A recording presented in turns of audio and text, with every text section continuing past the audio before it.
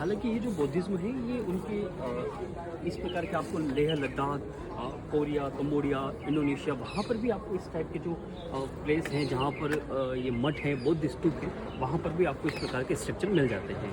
विशेष बात ये है कि जो हमारा सत्य सनातन धर्म है, जो विश्व का सबसे प्राचीनतम धर्म माना गया है, और माना नहीं गया है बल्कि वो है उसी सत्य सनातन धर्म की ही एक ब्रांच के रूप में गौतम बुद्ध ने, जो मूल रूप से क्षत्रिय थे, और उन्होंने एक अलग मत चलाया जिसे बौद्ध मत या बौद्ध धर्म कहा गया है। और इन्होंने कहा था कि सो धम्मो सनातनी, अर्थात जो मैं चला रहा हूँ वो सनातन ही धर्म का भाग है, ऐसा भी कहा जाता है। और इनका संबंध बोधगया से है, सारनाथ से है, काशी विश्वनाथ से है, और तमाम ऐसे स्थान से जहाँ से भगवान गौतम बुद्ध का स्थान रहा है, वहाँ पर अलग अलग प्रकार के स्तूप बने हैं, अलग अलग प्रकार के मठ भी बने हैं। आइए हम आगे चलते हैं।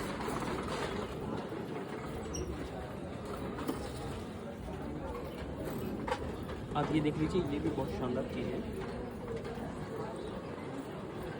हाँ, एक ये मैं आपको बताना चाह रहा हूँ, ये एक जो घंटा है, ये जर्मनी कंट्री की जो वहाँ की महारानी थी, उन्होंने यहाँ के लिए भेजा है।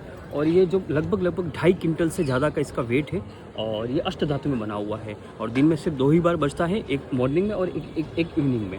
और ये जो स्ट्रक्चर आप देख पा रहे हैं, ये एक प्रकार का टेम्पल है। हालांकि बुद्धिज्म के अंदर टेम्पल की अवधारणा को नहीं माना जाता है, लेकिन फिर भी बनाया गया है।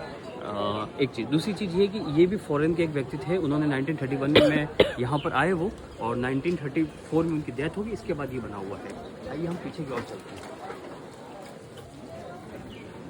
बोधि वृक्ष की बात अगर हम करें तो जो सम्राट अशोक थे, इनके जो बेटे थे संघमित्रा और महेंद्र, उनको बौद्ध धर्म के विस्तार के लिए श्रीलंका भेजा गया था। और श्रीलंका से जब वो वापस आए तो भी उन्होंने यहाँ पर भी बौद्ध धर्म के विकास का कार्य किया है।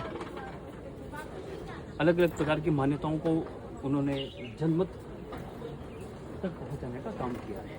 आप ये देख सकते हैं, ये चारों तरफ अलग अलग लैंग्वेज के अंदर यहाँ पर धर्म चक्र प्रवर्तन सूत्र लिखे हुए हैं कि किस प्रकार बौद्ध धर्म का उद्भव हुआ, उनका विस्तार हुआ, उनकी शिक्षाएं, और ये है।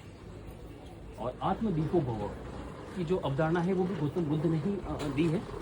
और जिस प्रकार गौतम बुद्ध ने बौद्ध धर्म का संचालन किया, उसी प्रकार एक भगवान महावीर हुए हैं, जिन्होंने जैन धर्म और जैन मत का संचालन किया था।